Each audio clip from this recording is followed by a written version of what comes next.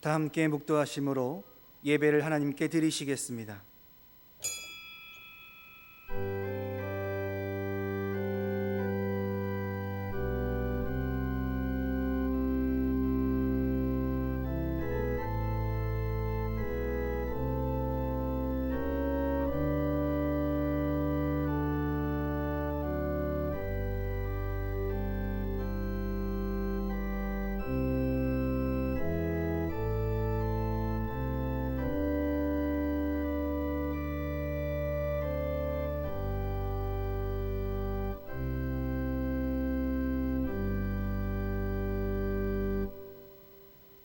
다 함께 찬송 337장 부르시겠습니다.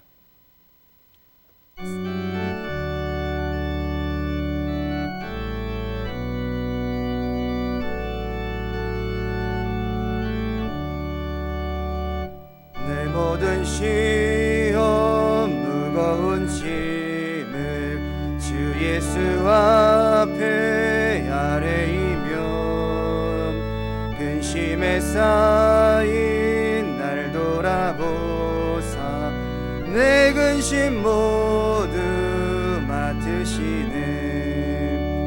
무거운 짐을 나 홀로 지고 견디다 못해 쓰러질 때 불쌍히 여겨 구원해 주리.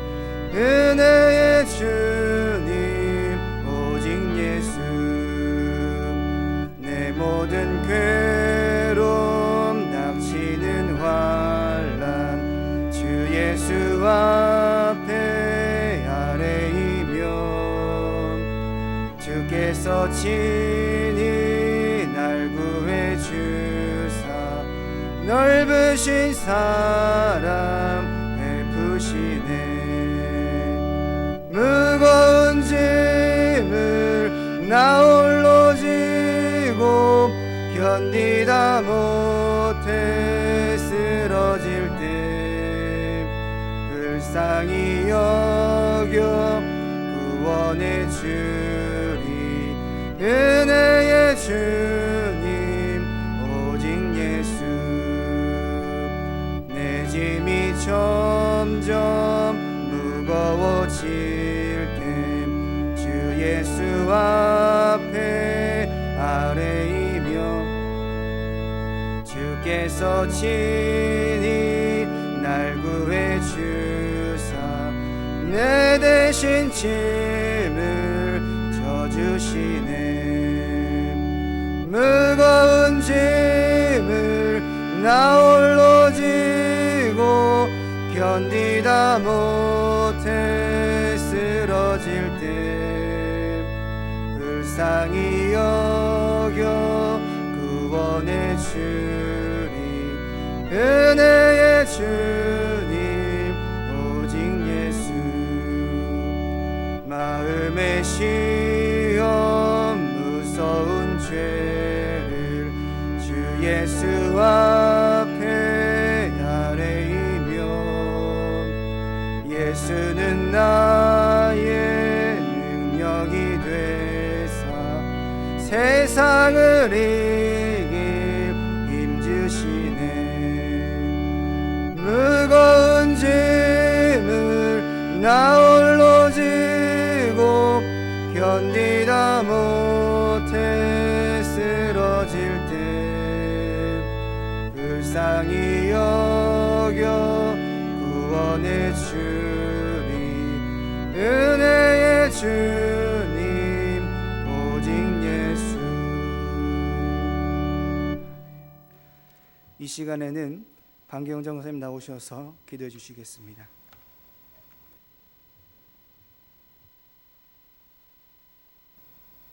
사랑의 하나님 감사합니다.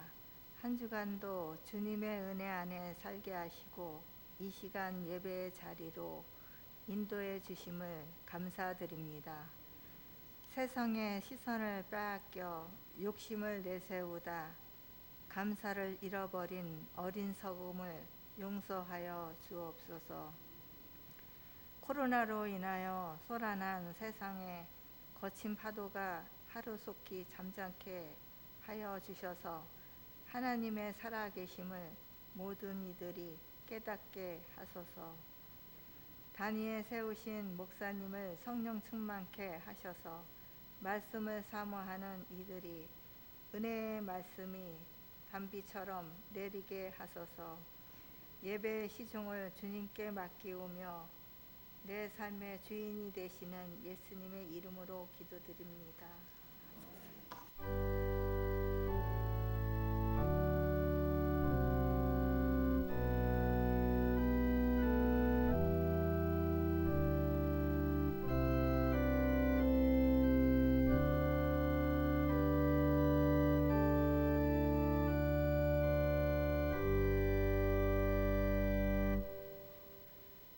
하나님의 말씀은 창세기 34장 25절에서 31절까지의 말씀입니다.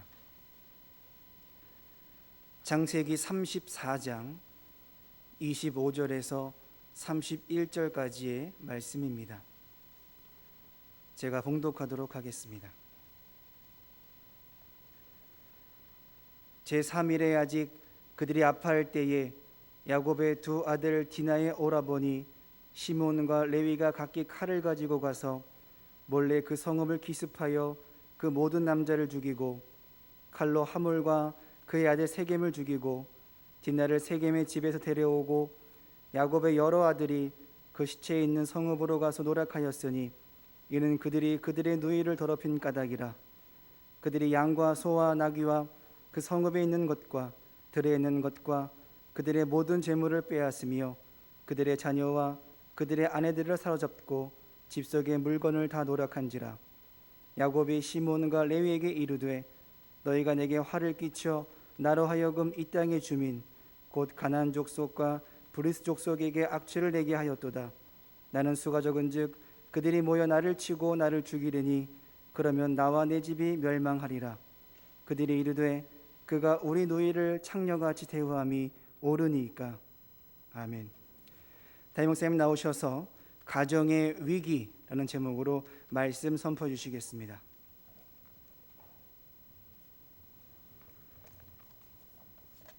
할렐루야. 코로나 때문에 다 힘듭니다. 사는 것도 힘들고. 그런데 이 코로나의 이 고통이 큰 것이 아니라 말 못하는 가정의 고통이 더 큰 문제입니다. 말 못하는 가정의 괴로움이 더 큰 문제죠. 코로나가 큰 괴로움일까요? 맞습니다. 그러나 그것에 비교할 수 없을 정도로 가정의 괴로움이 더 크다는 것이죠. 코로나는 극복할 수 있는 길이 열리겠지만 이 가정의 괴로움을 극복하고 이기는 길을 못 찾아요. 아직도 인생이 그러려니, 믿는 사람도 그렇게 생각한다니까. 원래 인생은 그런 거야. 원래 삶은 그런 거려니 지배버리고 살아가고 있다는 얘기죠. 믿음의 조상인 야곱의 가정에 괴로움이 발생했죠. 가정에 위기가 왔습니다. 어떻게 믿음의 가정에 이런 일이 생길 수가 있을까 하는 얘기죠. 야곱은 감당할 수 없는 괴로움과 그리고 위기 앞에 절망을 합니다. 그리고 두려워해요. 어떡하지?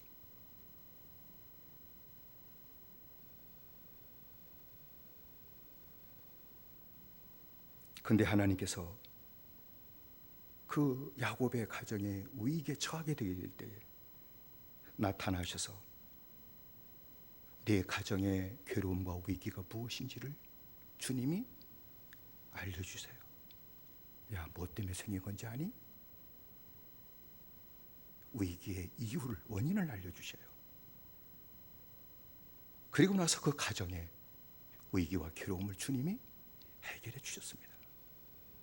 오늘 이 말씀을 같이 말씀 있는 대로 상고하면서 우리 가정의 문제까지도 주님이 해결해 주시는 은혜를 받고자 합니다. 야곱의 자식들이 잘못을 저질렀죠. 우리가 읽은 말씀처럼 딸 디나가 세겜의 그 또래들을 만나려고 성문 쪽으로 나갔다가 그 하몰의 아들이었던 세겜에게 강간을 당합니다. 디나의 그 오라비는 루벤과 시므온과 레위와 유다입니다. 자기 여동생이 이 세겜성의 세겜에 의해서 강간당했다 하는 말을 듣게 될 때에 견딜 수가 없었습니다. 그런데 세겜의 아버지 하몰이 야곱을 아버지를 자기를 가정을 찾아와서 그리고 세겜을 데리고 찾아와서 딸 디나를 내 아들 세겜에게 주십시오. 우리 서로 결혼하고 우리 하나 되어 잘 사십시다. 언제나 말은 그렇지만 속셈은 다 틀린 거 아닙니까, 인간이? 말하는 거고 속셈은 다 틀립니다. 겉으로는 다 동의했어요. 근데 속셈은 다 틀렸네? 하몰은 같이 연혼하면 야곱 거 다 우리가 뺏으면 끝나지? 더 이익이다. 그리 생각했고 야곱의 아들들은 다 죽여버리면 우리가 끝나는 거지? 이 다른 속셈 갖고 겉으로는 합의를 했습니다. 그래서 하몰이 야곱의 딸 디나를 데리고 세겜과 함께 세겜성에 들어가 버리고 말았어요.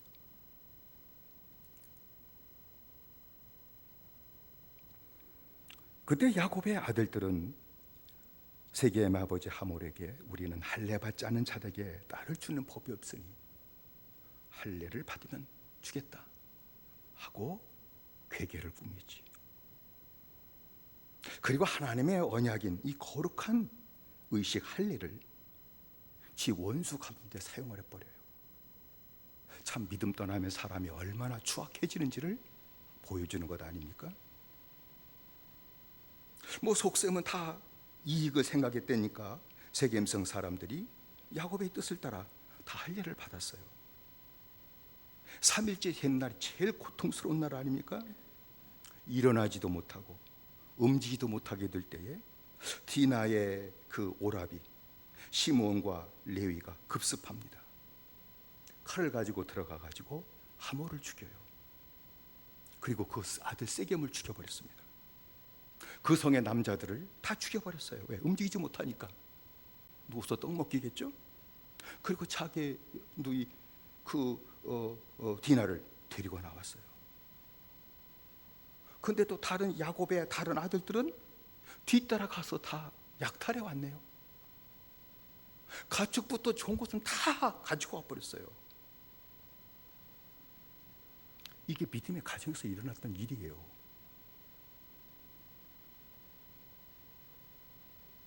야곱이 자식들에게 그들이 모여서 나를 이제 칠 텐데 이제 내 집이 망하게 됐다 라고 얘기를 했죠. 그때 야곱의 아들들은 아버지 야곱에게 아버지, 그놈들이 내 누이를 창녀같이 대우하는 것이 이게 옳은 일입니까? 라고 따졌어요.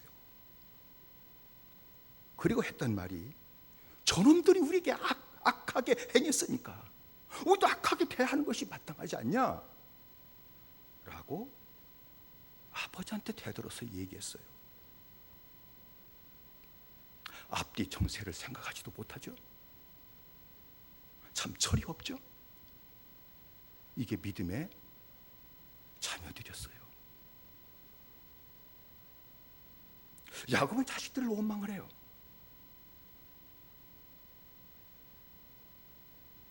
그래서 시몬과 레위에게 너희가 내게 화를 끼쳤구나. 이놈들아, 내 놈들이 내게 화를 끼쳤어. 이 땅의 사람들, 가나안 족속과 브리 족속에게 냄새난 추악한 자로 너희들이 나를 만들었구나. 그들이 나를 치러올 거다 분명히. 어찌 한 사람을 죽인 거냐? 성을 다 몰살시켰는디. 그들이 연합해서 나를 공격할 텐디. 니도 죽을 거고 나도 죽을 거다 라고 얘기를 했습니다. 30절에. 여러분, 야곱이 이렇게 자식들에게 얘기한 것은 물론 현실을 말하는 것은 사실이지만 현실을 얘기한 것이 아니라 자식을 원망한 거예요. 자식 원망한 겁니다. 그리고 야곱은 망하게 될 것이라는 두려움으로 절망에 빠져버려요. 그리고 내 가정이 망하게 된 것은 저 자식놈들 때문이라고 생각을 해버려요. 그리고 자식을 원망합니다. 성도 여러분, 오늘날도 부모들이 자식이 잘못 행함으로 말미암아 가정에 커다란 괴로움이 생겼으면, 그런 일은 생기죠. 어느 가정에 안 생기겠습니까?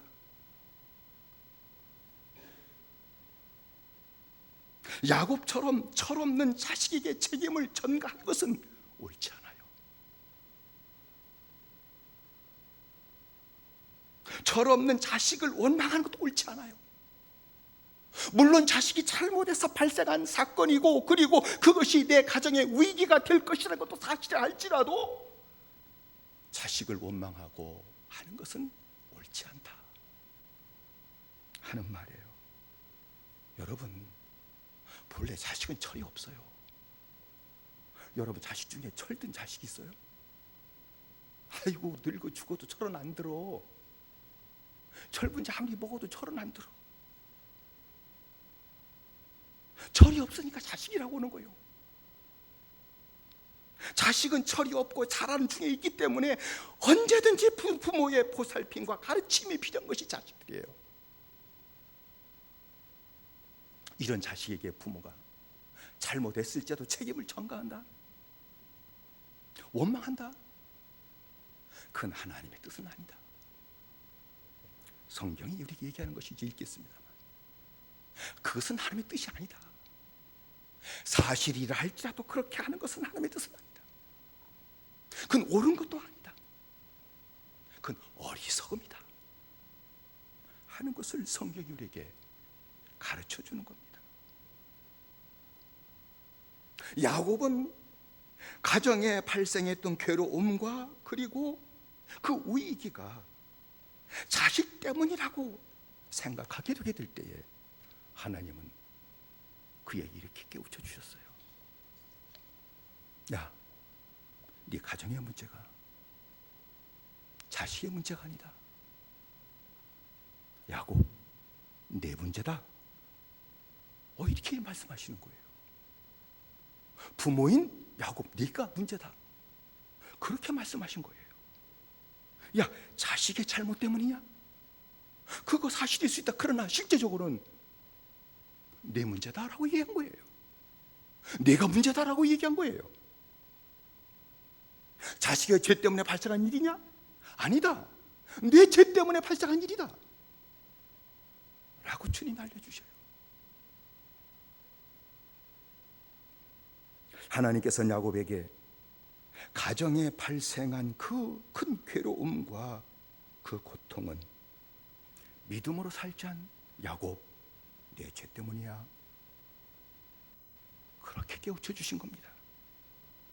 하나님 앞에 서원한 것을 갚지 않은 내 죄 때문이야, 그것을 하나님이 깨우쳐 주신 겁니다. 야곱의 죄는 믿음으로 살지 않은 죄였죠. 서원한 대로 베델에 거하지 않은, 그리고 세겜에 산 죄였습니다. 이 얘기는 어디 살았다 하는 것을 하나님이 말씀하신 것이 아니라 주님 만나는 은혜를 받고, 그리고 구원의 은혜를 받은 자가 영적인 믿음 생활을 저버리고 세상적이고 육신적인 믿음 생활로 전락해 버림으로 말미암아 일어난 일이라는 사실을 주님이 알려주신 거예요. 여러분, 전능하신 하나님이 우리의 피난처가 되신데도 불구하고 세상의 모든 괴로움이 세상 사람보다 더 많이 내게 임한다면, 고통이 내게 임한다면 무슨 문제입니까? 하나님의 손이 짧으셨나요? 하나님의 능력이 부족한 건가요? 야, 세계인과, 야, 믿음의 삶의 인구가 너무 많아가지고 너한테 신경을 못 썼어, 미안해. 하나님이 그렇게 말씀하실까요? 그렇진 않겠죠. 문제가 있다는 겁니다.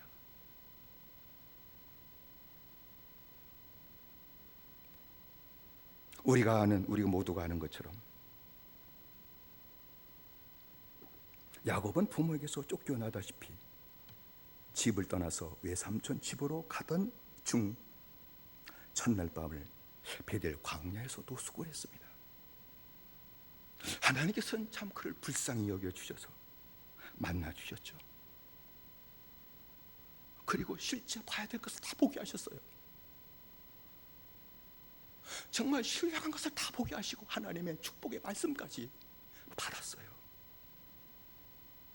창세기 28장 13절 15절의 말씀을 보면, 또 본즉 여호와께서 그 위에 서서 가라사대 나는 여호와니 너의 조부 아브라함의 하나님이요 이삭의 하나님이라. 너 누운 땅을 내가 너와 네 자손에게 주리니 내 자손이 땅에 티끌같이 튀어서 동서남북에 편만할지며 땅의 모든 족속이 너와 네 자손을 인하여 복을 얻으리라. 내가 너와 함께 있어 네가 어디로 가든지 너를 지키며 너를 이끌어 이 땅으로 돌아오게 할지라. 내가 네게 허락한 모든 것을 다 이루기까지 너를 떠나지 아니하리라. 이 엄청난 하나님의 약속을 받았잖아요. 전달 받은 것이 아니라 직접 하나님께 받았잖아요. 그게 어찌 작은 일입니까? 놀라운 일이었죠. 그래서 야곱은 하나님을 만나고 축복의 말씀을 받은 후에 잠을 깨고 하나님께 단을 쌓고 제사를 드렸죠. 그건 창세기 28장 16절 18절이에요. 야곱이 잠이 깨서 가로되 여호와께서 과연 여기 계시거늘 나와 함께 하시거늘, 그거 얘기한 거죠. 내가 알지 못하였도다. 이에 두려워하여 가로되 두렵도다 이곳이요 다른 것이 아니라 이는 하나님의 전이요 하늘의 분이로다. 여기 이제는 하나님이 함께 하시니 이제는 하나님의 전에서 내가 사는 거였구나. 이제는 하늘의 문에 내가 앞에 서 있는 존재가 되었구나. 이 축복을 받은 자가 되었구나 하는 것을 깨달아요. 그래서 야곱이 아침에 일찍 일어나 베개하였던 돌을 가져 기둥으로 세우고 그 위에 기름을 부었다고 그랬어요. 주님 만난 후에 일어난 사건이죠. 즉각적으로 산 예배가 나온 얘기죠. 그리고 산 예배의 특징이 뭔가 하나님께 기도하고 서원하는 거예요. 주님을 만나고 복을 받으면 산 예배가 이루어지고, 산 예배가 이루어지면 분명히 하나님 앞에 앞으로는 이렇게 살게 해주세요 서원하고 기도하게 돼 있어요. 28장 20절로 22절이죠. 하나님이 나와 함께 계시사, 말씀하신 대로 하나님이 나와 함께 계셔서 내가 가는 이 길에서 나를 지키고 빈손으로 가는데 먹을 양식과 입을 옷을 주사 나로 평안히 아비집으로 돌아오게 하시오면 여호와께서 나의 하나님이 되실 것이요 내가 기둥으로 세운 이 돌들이 하나님의 전이 될 것이요 여호와께서 내게 주신 모든 것의 10분의 1을 내가 반드시 하나님께 드리겠나이다. 이건 기도죠. 소원하며 기도한 거죠. 내가 이렇게 믿음으로 살겠다 소원한 것이죠. 근데 야곱이 20년이 지난 후에 외삼촌 집에서 이제 고향으로 돌아오게 되어서 20년이 지난 후였습니다. 외삼촌 집에서 돌아왔을 때에 야곱은 소원한 대로 베들에 올라가질 않아요. 그리고 세겜에 가서 세겜의 땅을 사고 거기에 자리를 잡고 거기서 살아요. 창세기 33장 18절로 20절이에요. 야곱이 받단 아람에서부터 평안히 가나안 땅 세겜성에 이르러 성 앞에 장막을 치고 그 장막 친 밭을 세겜의 아비 하몰의 아들들의 손에서 은 100개로 사고 거기에 단을 쌓고 그 이름을 엘렐로의 이스라엘이라 하였더라 하는 말씀이 나와요. 여러분, 야곱이 주님 만나고 복을 받고 베델의 단을 쌓기로 소원한 것은 이제 예배드리겠다 그거 얘기한 것이 아니올시다. 이제는 베델에서 정착하며 주님 만나 주신 곳에서 내가 정착하며 하나님을 섬기며 하나님의 말씀대로 살 것을 소원한 것이지, 이제부터 내가 파주에 살겠습니다 이거 소원한 건가요? 그거 아니죠. 근데 야곱이 소원을 저버려요. 소원을 저버렸다는 얘기는 자기 입으로 고백한 신앙 고백대로 살지 않았다 그 얘기하는 거예요. 여러분, 이거 중요한 문제예요. 기도한 대로 안 살아요.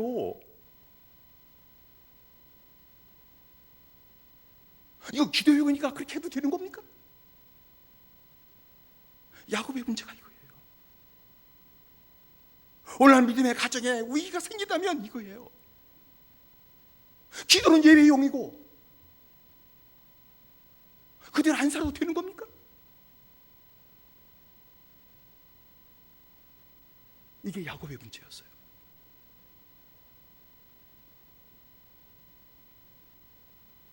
주님 만나주시고 구원받았잖아요. 은혜 받고 복을 받았잖아요. 자기가 신앙 고백이잖아요. 하나님 너 이렇게 하라고 시킨 거나요? 자기가 주님 복을 받고 자기가 서운하고 자기가 기도하고 자기가 고백한 거예요. 근데 그렇게 살지 않았다는 겁니다. 야곱의 문제가 오늘 다 우리들의 문제예요. 이게 믿음을 저버렸다는 거예요. 아니 세겜에서 야곱이 단을 쌓고 엘렐로 이스라엘이라 그렇게 불렀잖아요. 그게 하나님 받으심직한 겁니까? 아니 서운한 대로 믿음을 저버리고 살면서 이렇게 죄송해요 예배 드리지 말라 소리가 아닙니다. 또 오해해가지고 유목사가 예배 드리지 말라겠다 그렇게 하면 나 참 미안해. 신앙 고백을 저버리고 예배 드리는 것이 이게 옳은 걸까요? 그러면 세겜에서 복을 받아야죠. 복을 받지 못했다는 겁니다. 야곱이 세겜에서 육신으로 살지 않고 베델에서 믿음으로 살았더라면 이건 가정이죠. 자녀들이 불행하게 되는 일이 없었을 겁니다. 안 그렇습니까? 야곱의 딸 디나가 강간당하는 일이 생겼을까요? 베델에 신앙 고백한 대로 믿음대로 그렇게 살았더라면 거기서 강간당하는 일이 생기다 한자도 침입시켰을 겁니다. 막아주셨을 겁니다. 그런데 하나님이 딱 손을 떼버린 거예요. 왜? 믿음을 저버리니까. 아들들이 살인하고 약탈하는 일이 생겼을까요? 생기지 않았을 겁니다. 이유는 딱 하나예요. 자녀들의 문제가 있는 것은 사실이지만 자녀들의 문제 때문에 이런 일이 생긴 것이 아니라 부모인 야곱의 이율배반적인 믿음 생활 때문에 자녀들에게 이런 문제가 발생했다. 그거 주님 말씀하시는 거예요. 부모가 문제라 그 얘기하는 겁니다.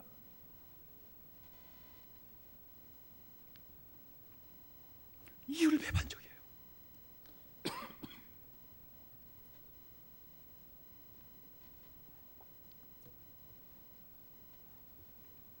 믿음으로 산다고 하면서 육신으로 살아요. 그건 이율배반이죠. 이건 두 개가 이렇게 살 수는 없잖아요. 육신을 살면 믿음 저버리는 것이지.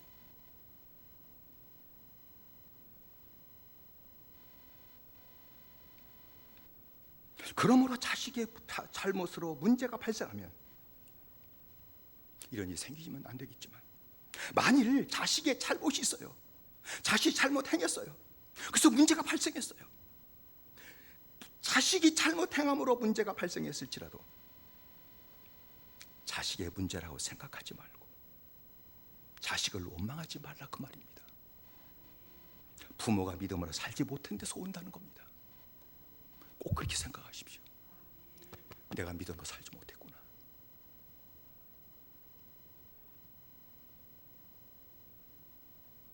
하나님 앞에 서원한 것은 내가 갚지 않았기 때문이구나. 내가 하나님 앞에 은혜를 받고 고백한 대로 내가 살지 못했기 때문이구나.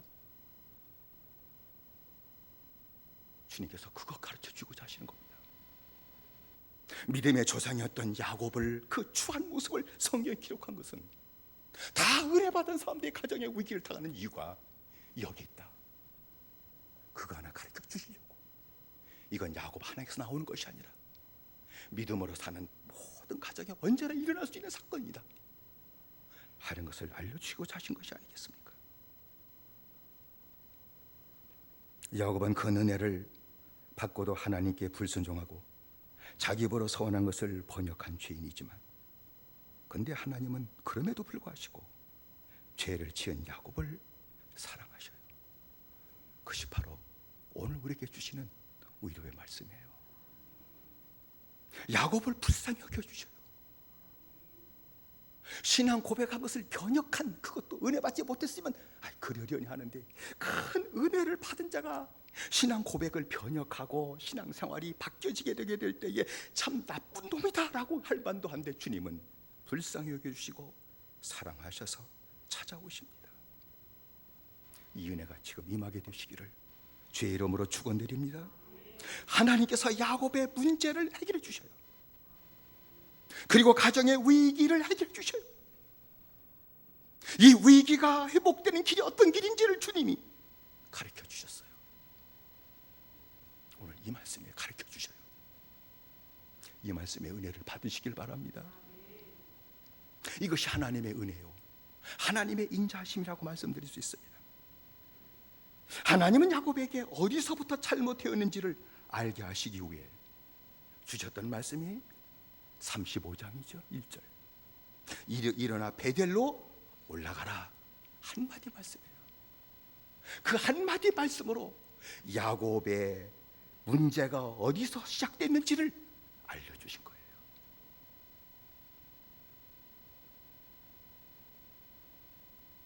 일어나 베델로 올라가라, 거기 거하며 내가 내 형의 에서의 낯을 피하여 도망하던 때에 내게 나타났던 하나님께 거기서 단을 쌓아라. 1절 한 말씀을 주신 것이죠. 하나님은, 우리는 구차하게 설명하지만 하나님은 절대 설명 안 하셔요. 설명 안 하십니다. 저에게 말씀하실 때도 한 말씀 딱 던지고 말아요. 그런 던져진 그 한 말씀에 다 깨달아져요. 야곱에게도 일어나 베델에 올라가라. 다른 사람이 들으면 이게 무슨 뚱따뜻한 소리야, 이상한 소리 들리네, 그랬을 때 야곱은 그 한마디에 깨지는 것이죠. 야곱은 하나님의 말씀을 듣는 순간 하나님을 섬기며 살겠다고 서원한 것을 기억합니다. 자기가 서원한 것을 지키지 않았다는 사실을 깨달았습니다. 야곱이 서원한 것을 잊은 것은 머리가 나쁘기 때문이 아니에요. 육신의 현실에 집착하면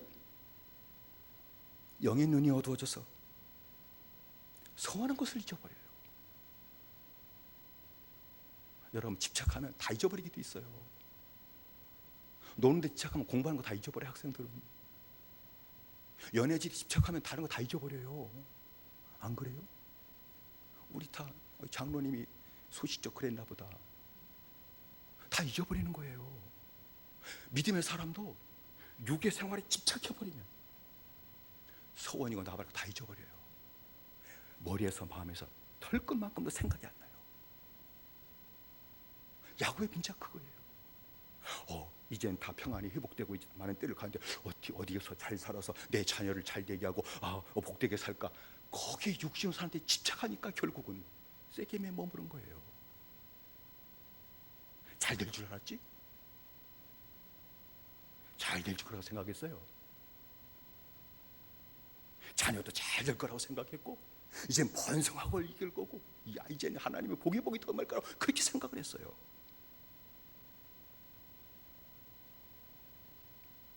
근데 그렇진 않았죠. 야곱은 잃어버린 은혜가 생각났기에 하나님의 말씀에 즉각적으로 순종을 했습니다.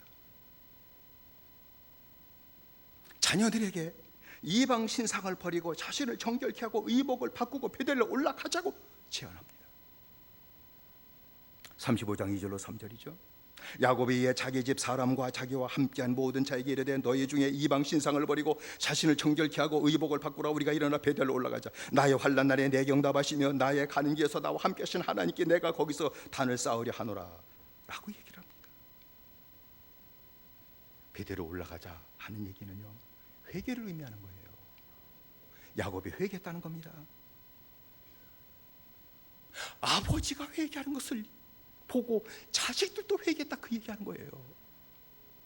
자신들이 하나님을 떠나 육신을 의지하고 세상을 의지했던 모든 것들, 세상을 의지했던 모든 흔적들, 육신을 의지하며 살았던 모든 흔적들, 이방 신상 비고리들 다 빼서 아버지 앞에 줘요. 회개한 거예요. 나도 아버지, 우리도 하나님 은혜를 떠나 살았어요. 그걸 상수의 나말이 다 묻어버려요. 흔적들을 묻어버려요. 육신에서 살았던 모든 흔적들, 세상을 의지하고 살았던 모든 흔적들을 빼가지고 땅에 묻어버릴 가치밖에 없는 것인 줄 알았기에 회개하고 땅에 묻어버리고 버렸다, 그 말입니다. 35장 4절이죠. 그들이 자기 손에 있는 모든 이방 신상과 자기 귀에 있는 고리를 야곱에게 주는지라 야곱이 그것들을 세겜 근처 상수의 나무 아래 묻어버리고 팔아먹을 것더라고 생각도 안 해요. 그리고 야곱이 말씀에 순종하여 베델을 향하여 발걸음을 옮기는 순간에 하나님은 그때 역사하셨습니다. 하나님 역사하시면 위기는 극복되는 거예요. 하나님 역사하시면 모든 문제는 해결되는 거예요. 하나님 역사하지 않으면 아무리 애써도 모든 문제는 해결이 안 돼요. 고통 해결 안 됩니다. 괴로움 해결 안 됩니다. 위기 극복이 안 되는 겁니다. 순종하고 베델을 향하여 발걸음을 옮기는 순간에 하나님 역사하셨다, 그 말입니다. 사면 고울들로 큰 두려움을 하나님 부어버려요. 그 이유 없는 두려움이에요. 감당할 수 없는 두려움, 코로나를 통해서 전부 두려워가지고 걸려 죽을 거다는 두려움에 빠져 있잖아요. 내가 죄에 빠져 죽게 되었다, 큰 두려움 당갔는데 코로나 걸리면 내가 걸려 죽을 거라는 두려움 꼼짝 못하잖아. 하나님보다도 꼼짝 못해. 그 두려움을 하나님이 부어버린 거예요, 사방 고울들에. 그러니까 추격하는 자가 없게 만든 것이죠. 야곱이 나와 내 집에 망하게 되었다는 탄식과 두려움이 사라져버린 거예요. 거기를 떠나게 만든 것이죠. 여러분 말씀에 순종하면 하나님이 함께 하시기 때문에 악한 자가 많지도 못한다는 그 말씀이 야곱에게 이루어진 거예요. 5절의 말씀 보면 그들이 발행하였으나 하나님이 그 사면 고울들로 크게 두려워하게 하신 거로 야곱의 아들들을 추격하는 자가 없었더라. 극복이 되다, 그 말입니다. 해결됐다, 그 말입니다. 여러분, 하나님과의 약속을 어기고 서원을 지키지 못함으로 죄를 짓고 문제가 생겼으나 회개하고 하나님 말씀에 순종하는 그 순간에 하나님은 모든 문제를 해결하신다. 할렐루야. 하나님께서는 회개하고 순종하기만 하면 해결하셔요. 순종의 결과를 내가 볼게, 그렇게 말씀 안 하셔요. 회개하고 순종하는 마음만 보고 해결해 주셔요. 발걸음 한 걸음만, 순종의 발걸음 옮겨도 주님은 해결하셔요.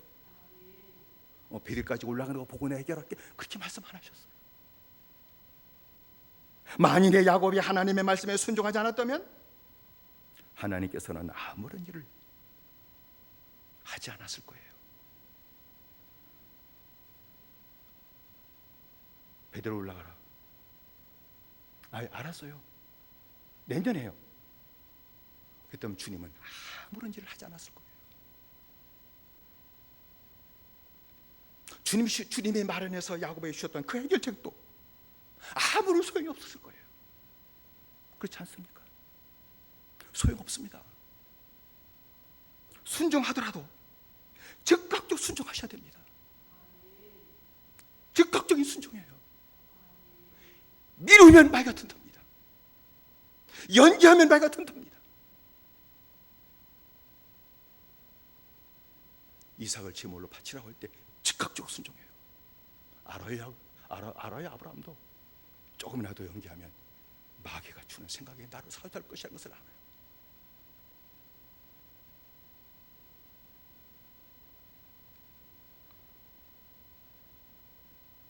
만일 이삭이 야곱이 순종하지 않았더라면 가정의 고통은 계속되었을 거예요. 망하게 하진 않았을 겁니다. 왜? 하나님이 택하셨으니까. 절대 망하게 하진 않아요. 그러나 감당할 수 없는 그 고통과 괴로움은요, 계속 진행됐을 거예요. 어떻게 피가 마를 정도로 진행될 거예요. 정말입니다. 야곱은 베델에 올라가서 다시 하나님을 만나고 하나님을 섬기며 믿음으로 살았습니다. 베델에서 예배드렸다 그 얘기하는 게 아니에요. 베델에 올라가서 이제 다시 주님을 만나고 하나님을 섬기며 이제는 말씀대로 살고 이제 믿음대로 사는 생활을 회복했다 그 말입니다. 35장 6절로 7절이죠. 야곱과 그와 함께한 모든 사람이 가나안 땅을 루수 곧 베델에 이르러 거기에 단을 쌓고 그곳을 엘 베델이라 불렀으니 이는 그 형의 낯을 피할 때에 하나님이 그에게 거기에서 나타나셨습니다 라고 말씀했습니다. 우리는 만에 하나라도 나에게 주신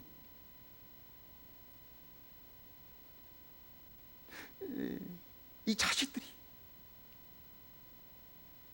그런 일이 있으면 안 되겠지만 하나님 내게 주신 자식들이 잘못을 행함으로 가정에 커다란 고통이 임하는 일이 생겼더라면 자녀에게 책임 돌리지 마십시오. 제가 주의 이름으로 권면합니다. 절대 자식 원망하지 마십시오. 절대 모든 문제 책임을 자식에 돌리지 마십시오.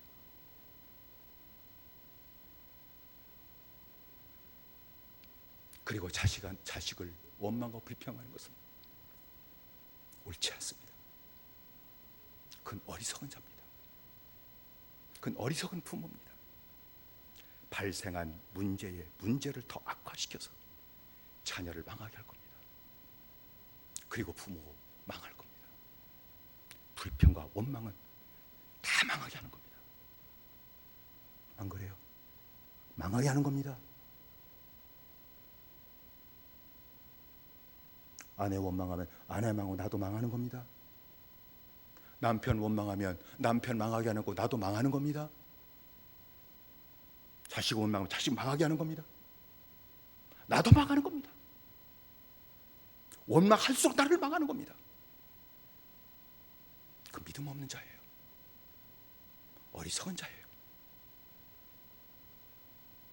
하나님 앞에서 자식의 잘못이 부모인 나 때문은 아닌지 되돌아보는 은혜가 임하게 되시기를 주의 이름으로 축원드립니다.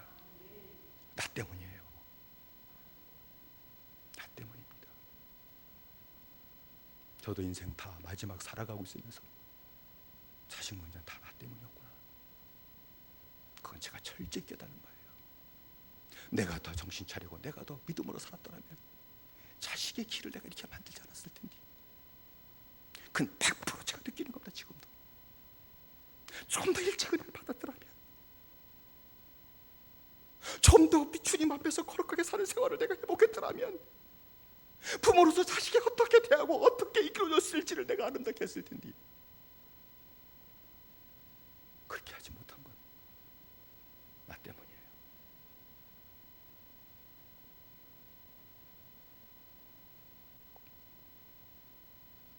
자식의 잘못 행한 것이 부모의 죄 때문 아닌지 살펴봐야 됩니다. 가정의 고통의 문제가 부모의 불신앙과 불순종 때문 아닌지 주님 앞에서 살펴보셔야 됩니다. 야곱은 가정의 문제, 자식의 문제가 나 때문이라는 것을 주님을 통해서 알았습니다. 그 후 자식을 원망하지 않습니다. 야, 베델에 올라가자. 나의 환난 난데게 만나신 하나님께 내가 단을 쌓아야 하노라. 어려 자식들에게 받은 은혜를 생각나게 했고, 아버지가 하나님의 회개하는 것을 보고 자식들도 내가 잘못했구나 하나님을 깨닫고 회개하고, 온 식구들이 반대한 사람 하나도 나타나지 않냐고, 자식뿐만 아니라 함께 있던 모든 사람들이 다 함께 베들로 올라가며 회복시켜 주시며 가정을 다시 세워주시며 다시 하나님의 복을 받고 살게 하셨으며 하나님의 영광을 누리고 살게 하셨던 것을 기억합니다. 야곱은 베들에게 올라가라고 말씀하셨죠. 오늘 우리에게 주님 말씀하신 것은 무엇입니까? 너희가 처음 은혜 받았던 십자가 밑에 돌아가거라, 그렇게 말씀하실 겁니다. 십자가 밑에 돌아가십시다. 거기서 주님 우리를 부르고 계십니다. 내가 너를 만나 주었던 십자가 밑에 다시 돌아오거라 라고 부르실 겁니다. 내 어머니 깨달아지면 자식 앞에 뭐라고 얘기하지 말고 먼저 십자가 밑에 가라, 꿇어 엎드리게 되시길 바랍니다. 다시 주님께서 내 기도를 들으시고 내게 말씀하신 음성이 들려지고 그 말씀에 복종하고 순종하게 되게 될 때에 그때부터 주님이 손을 대실 겁니다.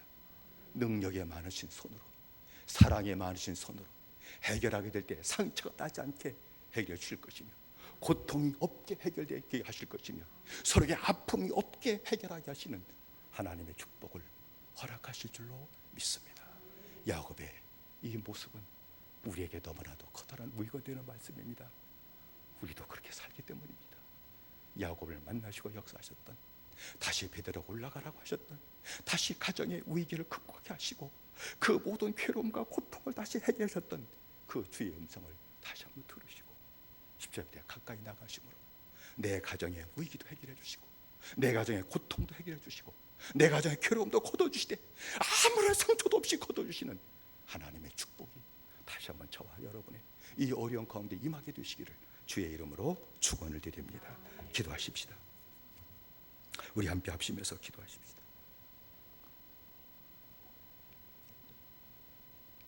은혜를 회복하지 못했던 야곱이 자식들의 커다란 잘못은 사실이지만 그것을 가지고 책임을 전가하고 원망했던 야곱의 모습이 은혜를 잊어버린 나의 모습입니다. 여전히 그렇게 삽니다. 속은 시원한데 하나도 해결이 안 돼요. 고통은 점점 길어지고 있어요. 괴로움은 점점 커지고 있어요.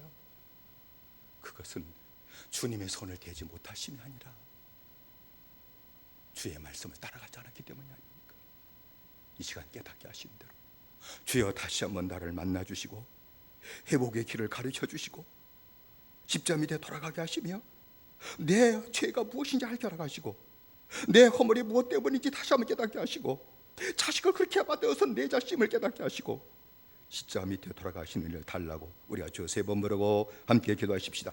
주여 주여 주여. 살아신 아버지 하나님이 우리에게 은총 내리셨기 원합니다. 아버지 하나님, 야곱의 가정 믿음의 가정이었습니다. 근데 자녀들은 감당할 수 없는 악을 범하고 말았습니다. 딸은 아버지가 강간을 당하고 자식들은 아버지랑 살인을 저질고 약탈하며 아버지 안 있을 수 없는 일들이 야곱의 가정에 발생을 했고 야곱의 가정은 멸망할 것 같은 위기에 처했습니다. 그러나 주님께서는 아버지 하나님 야곱의 은혜를 잊어버리고 자식들을 아버지 책임을 전가고 어찌 너희들이 아버지의 모든 사람들에게 냄새나는 존재가 되게 만들었냐고 원망했지만 하나님께서 아버지 하나님이여 야곱의 문제라는 것을 깨닫게 하셨습니다. 자비하신 아버지 다시 우리에게 은총 내리셨기 바랍니다.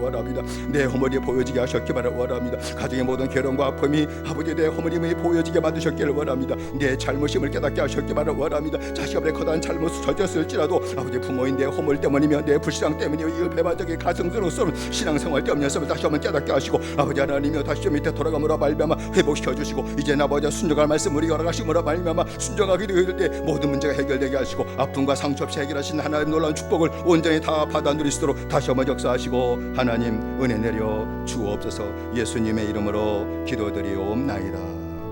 아멘. 사랑하신 내 아버지 하나님, 우리들에게 은총을 내리셨기를 원합니다. 은혜를 잃어버린 야곱의 모습이 우리들의 모습입니다. 자녀가 잘못됐으면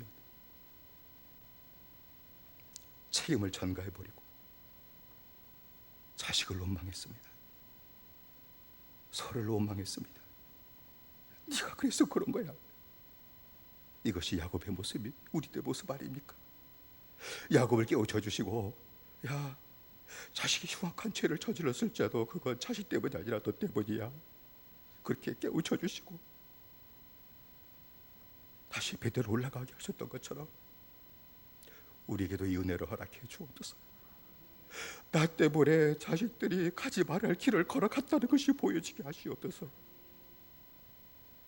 나 때문에 자식들이 짓지 않아야 할 죄를 지키게 되었다는 것이 보여지게 하시옵소서. 부모 때문에 자식들이 그렇게 고통스럽게 살고 있다는 사실이 무섭게 보여지게 하시사 십자 밑에 꿇어 엎드리게 하시고, 나 때문이었습니다 자복하게 하시고, 순종할 말씀 주시면 그 말씀 따라감으로 해결될 수 없었던 가족의 문제가 해결되게 하시고, 고통을 거두어 주시며 위기가 해결되게 하시며, 걱정할 것도 없게 하시고 염려할 것도 없게 하시는 하나님의 축복이 성도들의 가정에 다 차고 넘치도록 허락하여 주옵소서. 역사하심을 비싸옵고 예수님의 이름으로 기도드리옵나이다. 아멘. 우리 찬송가 386장 부르시면서 준비하신 예물을 하나님께 드리겠습니다.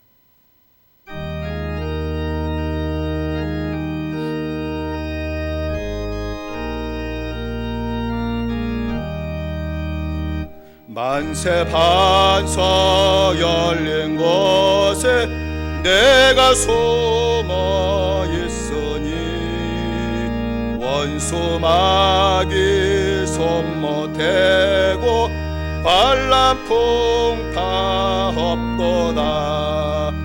만세 반석 열린 곳에 내가 편히 쉬리니 나의 반석 구주 예수 나를 숨겨 주소서. 죄에 매여 죽을 인생 편히 쉬기 바라니 저의 가슴 넓은 품에 내가 찾아 안기네. 만세 반석 열린 곳에 내가 편히 쉬리니 나의 반석 구주 예수 나를 숨겨 주소서. 이 땅 위에 평안 없고 기쁜 일을 몰라도 저 예수의 참사랑을 내가 이제 알았네. 만세 반석 열린 곳에 내가 편히 쉬리니 나의 반석 구주 예수 나를 숨겨 주소서.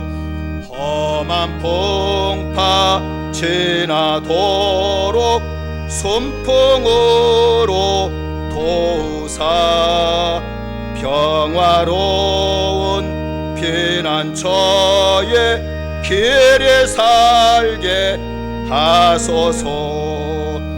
만세 반석 열린 곳에 내가 편히 쉬리니 나의 반석 구주 예수 나를 숨겨 주소서.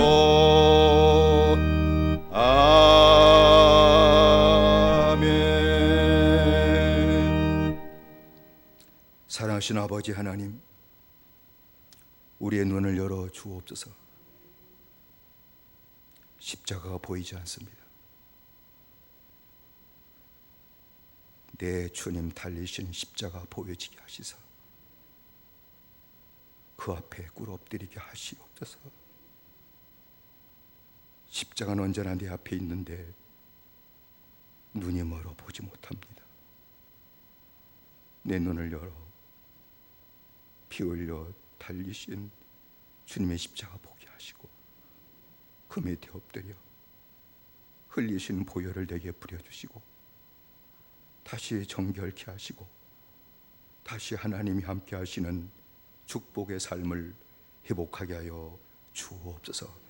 다 주님이 역사하시고 만나 주실 줄로 믿습니다. 이 은혜 허락하실 줄로 믿습니다. 십자가 밑에서 병도 떠나가게 하시고 문제도 해결되게 하시고 그리고 나로 하여금 평안히 주의 주시는 평강을 온전히 누리고 살게 하여 주옵소서. 받은 은혜를 따라 하나님 앞에 예물을 드렸습니다. 믿음의 예물입니다. 고백이 있는 예물입니다. 감사의 이유가 있는 예물입니다. 소원도 있는 예물입니다. 받으시옵소서. 예물이 아니라 믿음을 받으시고 성도의 손길에 복을 내려주시고 주님의 손으로 붙드신 바 되어 날마다 강하게 하시고 날마다 이기게 하시고 날마다 승리하며 살아갈 수 있도록 허락해 주옵소서. 어릴 때 성도들 다 지켜주시되 심령도 지켜주시고 병들지 않도록 연약한 몸도 붙잡아 주시고 강건케 하시는 은총을 성도들을 모두에게 가정에 부어 주시옵소서. 예물 받아 주심을 감사하고 예수님의 이름으로 기도드리옵나이다. 아멘. 할렐루야. 어제 장로님들하고 기획위원회를 열어가지고 이제 조만간에 풀어질 텐데 예배를 회복하자는 것의 의견을 같이 모았습니다. 그래서 다음 주일부터 이제 다시 문자로 광고가 나가겠습니다만 다음 주일부터 예배 그리고 새벽 기도회 그리고 수요 기도회를 회복하자고 그렇게 의견을 서로 말씀하시고 똑같은 마음으로 말씀해 주셔서 그리 하기로 했습니다. 대신에 방역 질서는 철저히 지키도록 그리고 새벽 기도회도 본당에서 떨어져서 하기로 했고요.